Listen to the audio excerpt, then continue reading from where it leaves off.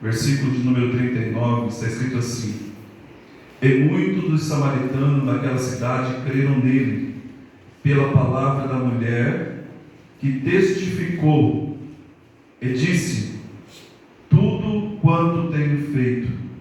Quando, pois, ter com um samaritano, nos rogaram-lhe que ficasse com ele, e ficou ali 2 dias. E muito mais creram nele, por causa de sua, mais forte, por causa de sua palavra. Por causa de sua palavra. E dizia a mulher: Já não é pelo teu dito que nós cremos, porque nós mesmos o lemos, ouvimos e sabemos que este verdadeiramente é o Cristo, o Salvador do mundo. Pode tomar o seu assento. Glória a Deus. Quem nunca leu essa história, né, irmãos? Quem nunca já ouviu falar da mulher samaritana? A história da mulher samaritana, para nós, quando parafraseamos esse texto e lemos, nós encontramos vários dilemas, várias perguntas sem respostas. Encontramos aqui uma trilha de mistérios que foi necessário que acontecesse para que esse episódio existisse. Eu fico imaginando, a Bíblia não classifica o nome dessa mulher. É engraçado que todos os milagres que Jesus faz, todas as coisas que Jesus faz na vida de algumas pessoas, o nome dela não é citado. E essa mulher não fazia parte dessa história. A circunstância levou aquela mulher ali. E para entendermos essa história, é necessário voltarmos do princípio onde tudo começou. A Bíblia diz que existia 12 tribos que foram escolhidas por Deus, mas no passar do tempo, talvez pela política, pela dinastia, pela diplomacia, ambos acabaram se dividindo. E naquela época, na época de Jesus, 1000 anos, no período em que Jesus entra nessa história, havia uma rixa entre 2 povos que ambos eram co-irmãos e praticantes da mesma fé, que serviam o mesmo Deus, que veio da mesma linhagem, que era o povo do norte, que agora se estabeleceu como o povo do norte, e o povo do sul. O povo do norte, que eram os judeus, não conversavam, não dialogavam, eles não tinham uma amizade com os samaritanos, talvez pelas brigas políticas que naquela época existiam. E a Bíblia vai dizer que Jesus está saindo da Judéia, lá da Palestina, do Oriente Médio, e ele está carregando 12 homens com ele, ambos eram judeus. Aí Jesus viu que o percurso que ele teria que fazer era muito grande ao sair da cidade da Judéia. E logo na entrada, a saída da Judéia, andaram poucos quilômetros e encontraram essa cidade, que agora é chamada Samaria, que na época era chamada Sicar. Sicar é uma terra desértica, uma terra que possivelmente ninguém viveria ali. A história diz que o calor era muito intenso, 50 graus era na sombra. Então imagine só, eles tendo agora que entrar dentro dessa cidade, que agora, para eles, no olhar deles, na percepção deles, era uma terra maldita, era uma terra que havia muitas improbabilidades deles entrarem ali, porque eles foram criados assim, eles foram ensinados assim desde criança para não manter contato com os judeus. Haja visto, ambos eram praticantes da mesma fé, mas agora está acontecendo um episódio que Jesus precisa realizar. Só que Jesus agora encontra essa porta aberta, Talvez era um trajeto curto que Jesus, possivelmente cortando por ali, sairia mais rápido à cidade que ele queria chegar. Mas se você for pegar os detalhes da história, você vai ver que Jesus não entrou ali apenas para atravessar, para encurtar os passos, para chegar do outro lado. Porque no princípio da mensagem está dizendo, é necessário passar por Samaria. Aí Jesus está com 12 discípulos e disse, gente, para nós chegarmos ao outro lado, precisamos passar por Samaria.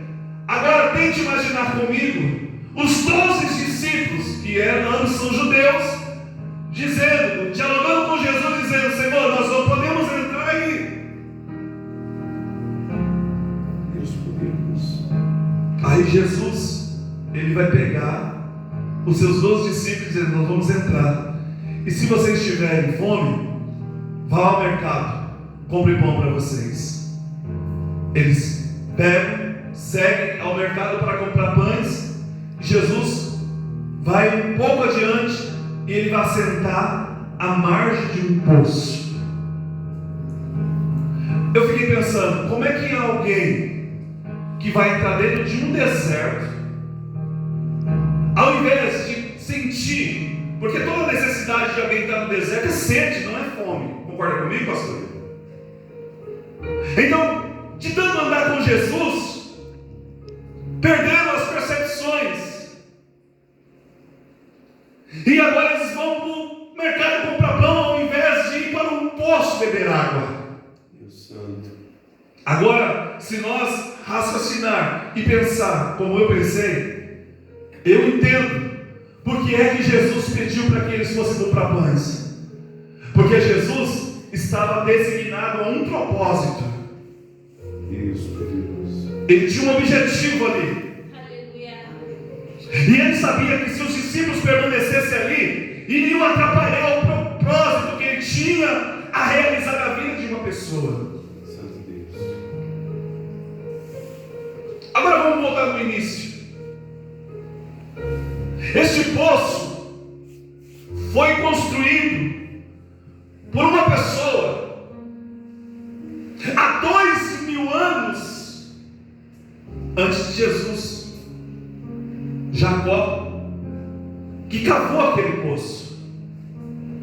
Agora tenta imaginar um homem que, designado por Deus, hoje, se nós resolvermos criar um poço artesiano, possivelmente nós vamos no Google, vamos digitar lá, vai haver várias empresas que cavam poços, que eles trazem algumas ferramentas eletrônicas para descobrir se o espaço geográfico onde eles vão cavar existe água. E eles vão encontrar água facilmente por causa da tecnologia. Concorda comigo?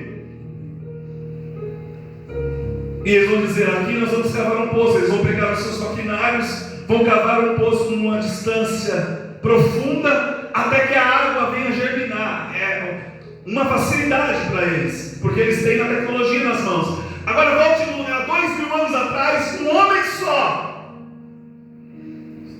teve num deserto cavar um poço. Porque quem cava poço num deserto não está cavando apenas para ele.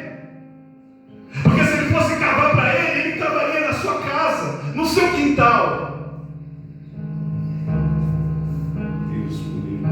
E Jacó, agora ele vai cavar um poço no deserto. E eu fico imaginando, quando Jacó, diante de Deus, agora, tendo que saber aonde o espaço onde Deus determinaria que ele cavasse aquele poço. E o que me chama mais atenção, e que me deixa mais feliz, é que Jacó não precisou da fé de ninguém para cavar aquele poço. O próprio Deus disse, é aqui, é ali, é aqui. Comece a cavar aqui. A percepção espiritual de Jacó encontrou um lugar. E ele começou a cavar. Eu não descarto a possibilidade de algumas pessoas, até mesmo a sua família, ter ido ali e zombar dele e dizer, isso é impossível você encontrar água num deserto como esse. Mas a fé de Jacó, que trouxe dos seus ancestrais, do seu avô. Talvez se Jacó não existisse, ele não cumpriria o propósito do seu avô. Que quando Deus disse: olha, vai para uma terra que eu vou te mostrar, e ele foi pela fé, ele seguiu o mesmo patamar, o mesmo propósito, e ele vai para o deserto, nas terras que ele havia dado a José. Engraçado, interessante, que ele deu uma terra para José num deserto escaldante. Fiquei pensando comigo, como é que um pai que diz que ama tanto o filho dá um deserto para ele morar? Depois de estudar alguns tempos e conversando com Deus, dialogando com Deus, eu percebi que Deus não deu para ele uma terra no deserto, ele deu um presente para ele no deserto. Deus. Sabe por quê? Vou te dizer, porque no deserto é onde nós vamos passar as nossas melhores experiências. O deserto é um lugar que nos ensina. O deserto é um lugar que nos instrui. O deserto é um lugar que nos traz motivação para sair dele, porque o deserto não é permanente, é momentâneo. Quando Deus te leva para o deserto, Ele quer te ensinar como você sair dele, para que você, quando sair de lá, saia mais forte, saia mais instruído. Jacó começa a cavar aquele poço, e vão passando dias, e as pessoas vão passando dizendo: Jacó, você vai gastar tempo, vai gastar energia, vai gastar força, e não vai encontrar água ali. Passa um mês, 2 meses, para encurtarmos 1 ano, 10 anos, 15 anos, 20 anos e 13 meses. 3 meses. Jacó cavando aquele poço. E sabe o que aconteceu? Jacó encontra água. Vou abrir um parênteses aqui. Esse poço que você está cavando, eu vou profetizar de olhos abertos. Aleluia, Deus. Até o primeiro dia do semestre de 2023, antes que o último dia deste ano acabe, Deus está dizendo que Ele vai fazer sair água deste poço. Aleluia, Deus. Glória a Deus. E esse poço que você está cavando não vai apenas sustentar você e sua família, vai ser a maior influência para outras pessoas que virão. A geração que está vindo vai ter que ver que a sua capacidade, a sua inteligência, a sua espiritualidade te levou além do que você imaginava. Aleluia. E terão que reconhecer que o Deus que ajudou você a cavar este poço também é capaz de fazer que outras pessoas cavem os mesmos poços para encontrar água no deserto. Aleluia. E esse poço se estendeu gerações. Deus fiel, aleluia. Só que quando chega lá, há um dilema, porque o poço está estabelecido dentro das terras de Samaria. E o dilema que eles estão vivendo é que depois de ter separado as tribos, e ambos estamos vivendo agora uma separação, que eles não se conversavam. Agora, se não bastasse isso, se levanta um governante daquela nação para reger aquele povo de Samaria, e eles dizem: olha, Deus só pode ser Deus dos samaritanos e não dos judeus de Jerusalém. Se não bastasse isso, o que eles fazem? Eles vão pegar uma réplica do templo de Salomão e eles vão construir dentro de Samaria um templo que é semelhante ao templo de Salomão, e dizer: aqui em Samaria é o que nós servimos o verdadeiro Deus. Aleluia. Deuteronômio, no livro de Deuteronômio diz que não pode existir réplica do templo de Salomão, nem em Samaria, nem na Judéia, nem em São Paulo, em nenhum lugar do mundo. Isso causou um desconforto entre ambos, que eles não se conversavam mais. Aí Jesus agora está entrando dentro de Samaria, e ele pega os seus 12 discípulos e diz: olha, se vocês tiverem fome, vai comprar pão, porque eu vou ficar aqui. Sabe o que Jesus está falando aqui essa noite? Você que entrou por essas portas perguntando: é porque fulano foi embora, porque esse clã nos abandonou, porque esse clã deixou nós de lado. Entenda o que Deus está fazendo. Deus mandou que essas pessoas fossem comprar pão, porque o que Deus vai fazer na sua vida, eles não querem que eles vejam agora, porque vai atrapalhar o progresso. Aleluia, glória a Deus. Quem foi embora não foi pelo impulso de suas vontades, não. Foi porque Deus tirou, porque o propósito precisa ser estabelecido, e Deus só vai trazer de volta depois que o propósito for realizado. Aleluia. E olha que nós não entendemos porque as pessoas se afastam de nós. Não é porque as pessoas não gostam da gente, não é porque as pessoas têm intriga da gente, não é isso. É porque Deus trabalha de forma que nós não entendemos. Deus afasta, mas depois Ele traz, quando o propósito foi estabelecido.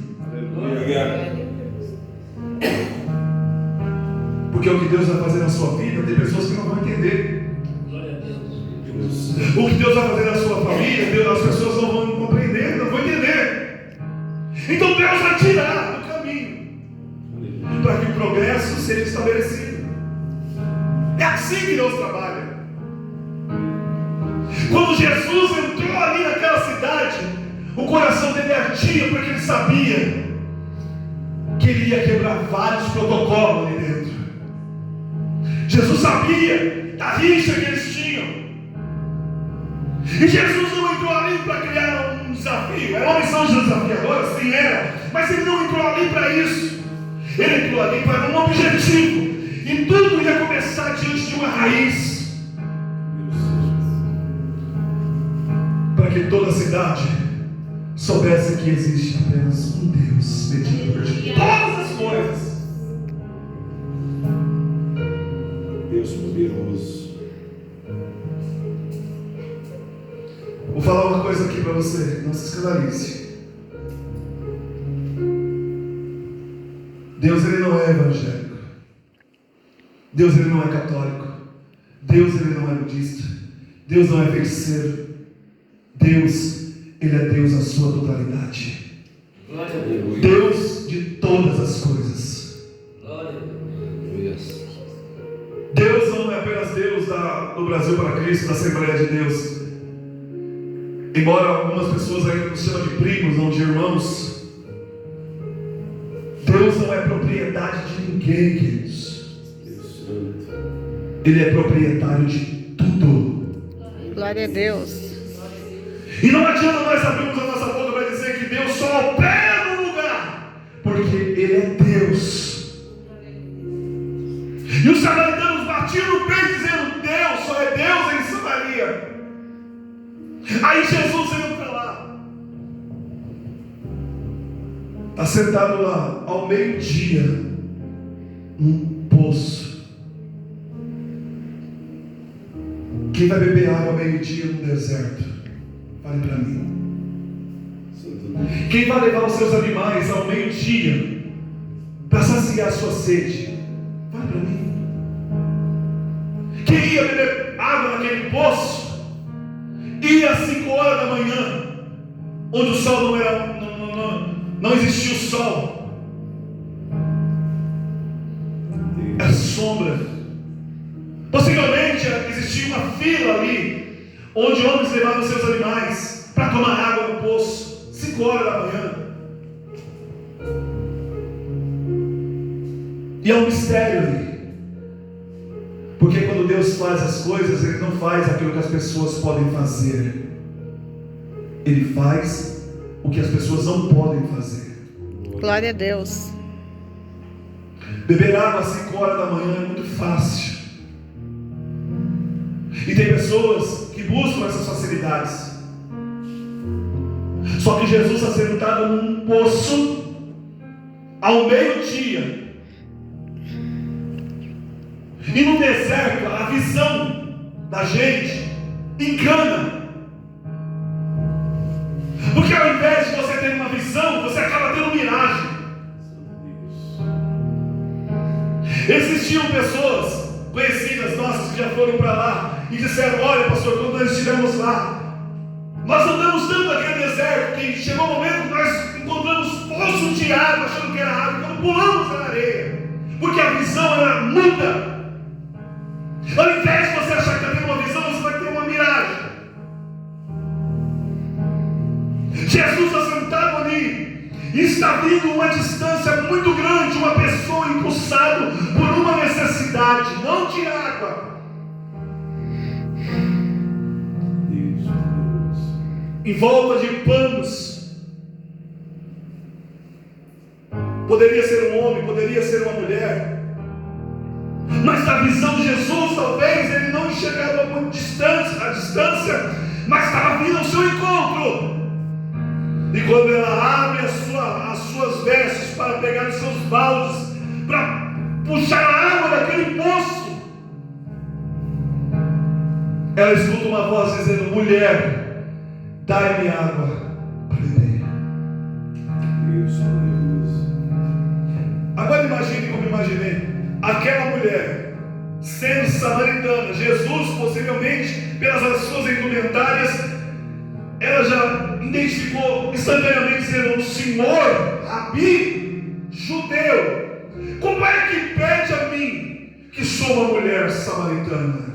Em outras palavras, a Bíblia, o escritor da Bíblia Sagrada talvez escondeu isso, para que não denigrisse a imagem das Escrituras Sagradas, mas aquela mulher talvez liberou palavras pejorativas a Jesus, que a Bíblia não faz questão de narrar, para não escandalizarmos, pela postura que ela tinha. Santo Deus. Jesus esperou que ela se desabafasse naquele momento, pelo fato dela ser uma samaritana e um judeu, mas de repente Jesus vai na ferida dela e diz: mulher, você está fadada a vir todos os dias desse poço beber dessa água, mas essa água que você está bebendo, ela nunca vai saciar a sua sede e vai fazer que a sua necessidade traga você todos os dias neste mesmo horário, neste poço para beber água. Deus Santo. Se você soubesse quem é que te pede água, não seria eu que te pediria, mas você pediria a mim. Santo Deus. Aquela mulher olha para Jesus e vê que ele não tem um balde, não tem uma caneca, não tem nada, não tem uma corda. E ele diz: você não tem um balde, você não tem uma corda, você não tem nada para puxar água desse poço. Como você pode me oferecer água? E o diálogo vai se estendendo até chegar no ponto em que ele queria. Deus Santo. Jesus olha para ela e diz: eu tenho uma água que, se eu te der, fará jorrar dentro de você águas vivas. Aleluia. Glória. Águas vivas. E você nunca mais terá sede. Santo Deus. O que Jesus queria dizer com isso? Jesus queria dizer assim: se você tiver uma experiência comigo,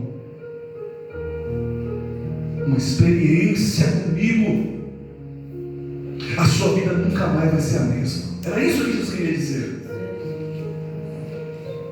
Sabe o problema de muitas pessoas? Existem crentes que têm 40 anos de igreja, mas ele nunca teve uma experiência de verdade. Santo Deus. É por isso que vive naquele nível alto, baixo, porque não tem uma experiência como aquela mulher teve. Deus Santo. Jesus olhou agora, para nós encerrarmos o assunto, para que não haja um desconforto para você por não ser judeu, como você está dizendo, faça o seguinte: vai chamar teu marido. Coincidência? Não. Jesus só sabia. Jesus conhecia o problema dela. Não tinha ninguém do lado de Jesus. Ele sabia que aquela mulher tinha um problema que ninguém nunca resolveu. Ela tinha um desvio de conduta, porque teve 5 maridos e ela não conseguiu segurar nenhum, e o que ela tinha não era dela. Deus eterno. A necessidade dela não era beber água. Tudo fazia parte, pastor Carlos, de um plano de Deus para mudar a história dela. Não apenas dela, mas de uma cidade inteira, de um país inteiro. Deus poderoso. Dá no seu marido. Fica imaginando agora aquela mulher toda descontrariada, colocando a mão na cabeça, pensando: meu marido está trabalhando, meu marido está cuidando dos gatos, foi para a casa da mãe dele. Mas ela teve uma reação que muitas pessoas não têm. Sabe o que ela faz? Ela se abre com Jesus e fala a verdade: eu não tenho marido. Jesus olhou para ela e disse: disseste bem, que não tem maridos, porque você já teve 5 e o que você tem não é seu. Sabe o que aquela mulher faz? Samaritana. Ela dobra o seu joelho e diz: tu és profeta. Aleluia. Glória a Deus. Deus de Deus. Aleluia. Tu és profeta, porque se o Senhor não fosse profeta, não saberia da minha história. Deus. E ela se abre com Jesus. Sabe o que aquela mulher faz? Ela sai correndo e sai contando para todo mundo o que havia acontecido com ela. Bendito seja o Senhor. E de repente alguém soube que Jesus havia feito isso na vida dela, que havia revelado um grande segredo que ninguém sabia, só ela. E começa a contar um para um vai contando para o outro, e de repente, sabe o que acontece? Olha só, quem era contra os judeus se aproxima diante de Jesus e olha para Jesus e disse: mestre, Deus poderoso. eu rogo. Eles não disseram: eu peço, eu te ordeno. Não, queridos, porque quem pede não está se rebaixando diante de uma autoridade, mas ele diz: eu rogo que o Senhor venha com a gente. Os discípulos acabaram de chegar com os pães à mão, dizendo: peraí, o Senhor não vai ficar aqui 2 dias, né? Jesus disse: se vocês quiserem, fique por aí, mas eu vou ficar 2 dias. E bastou 2 dias para causar uma grande revolução naquela cidade. Deus poderoso. Acabou o problema, Aleluia. acabou a rixa, a dinastia de separação teve um bloqueio, porque o diabo, ele olha nós com 3 parâmetros, com 3 visões. Primeiro, ele olha o seu passado e acusa aquilo que você fez. Segundo, as pessoas olham para você o que você é. Só que o nosso Deus tem uma outra visão. Ele vê aquilo que você vai ser lá na frente. Aleluia. Glória a Deus. Aleluia. Quando Jesus entrou naquela cidade, eu fico imaginando a revolta do inferno, o diabo. diabo e os seus anjos, dizendo: ele acabou com o nosso plano. Porque é isso que Deus faz. Quando Ele entra numa guerra, Ele entra para vencer, Ele entra para mudar, Ele entra para transformar, Ele entra para fazer aquilo que o homem nunca foi capaz de fazer. Ele faz o que for preciso, Ele quebra a protocolo, Glória! regras, mas quando Ele unia a situação, Ele Glória faz a o que for Deus! preciso. Aleluia!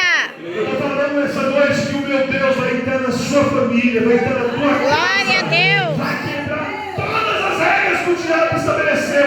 Porque quem manda na tua casa é Deus. Quem manda no teu trabalho é Deus. Quem manda na tua família é Deus. E Glória a Ele Deus. está fazendo em seu favor. Aleluia! Aleluia, Jesus. Glória a Fale para quem está do teu lado, Ele vai mudar a sua história hoje.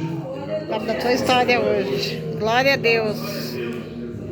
Não se preocupe não, queridos, você, que as pessoas se afastaram de você. Não se preocupe que as pessoas que distanciaram de você, que foram embora. Fique tranquilo. É um projeto que Deus está estabelecendo na sua vida. É um propósito que Deus tem. Ele está dizendo: quando tudo acontecer, Ele vai trazer de volta. Glória a Deus. Aleluia. Eu estou olhando para essa igreja, pastor. Eu estou vendo pessoas voltando para este lugar. Deus Santo, aleluia. Não pare de cavar este poço. Diz o Senhor. Glória a Deus. Deus sabe de todas as suas necessidades. E Ele sabe que muitas das vezes você pensou em jogar tudo para o alto. Glória a Deus. Este mês, para tu saber que Deus está falando contigo. Deus Santo, aleluia. Disseste a Deus: Senhor, eu vou tomar uma decisão.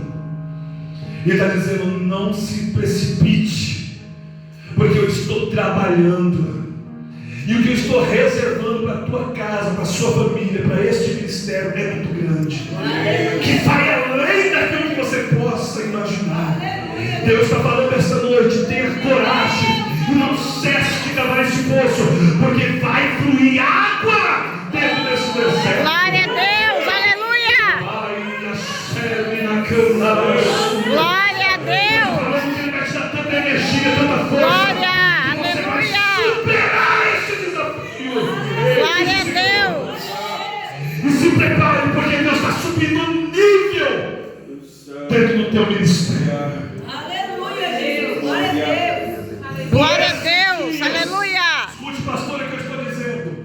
Por esses dias Deus Santo, aleluia. haverá uma grande revolução na sua família. Bendito seja o Senhor. O diabo tinha preparado um plano cósmico para destruir algo.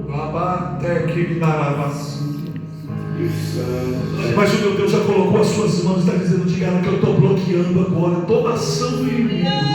Glória a Deus. aleluia. E todo ar de separação dentro da tua família está sendo quebrada hoje. O diabo tem lutado contra este casal, Deus Santo, Deus mas o Senhor está dizendo que Ele vai revolucionar a sua família. Deus Glória a Ele está Deus. trazendo de volta tudo aquilo que te roubaram. Deus, Tudo aquilo que tiraram da tua família, Deus está falando que vai trazer de volta. Sabe aquele desejo que tu tinha? Sabe aqueles anseios que vocês tinham? Deus, Comece a sonhar de novo, porque o projeto está em andamento. Santo, Deus está falando: eu não desisti de vocês ainda, então não desistam dos meus projetos. Não Glória a desistam. Deus. Aguente firme, aguente firme. Glória a Deus. Deus vai trazer tanta força, e por esta semana, diz o Senhor, você vai sentir uma diferença. Glória a Deus. Antes que o domingo acabe, escute o que eu estou te dizendo. aleluia, Rei. Vai sentir uma diferença. Glória a Eu Deus. vejo Deus colocando ânimo e coragem em suas vidas. Deus, Mas o Senhor poderoso. está dizendo: volte às práticas das madrugadas. Deus tem saudade de falar contigo na madrugada. Glória a Deus. Deus tem saudade das suas lágrimas.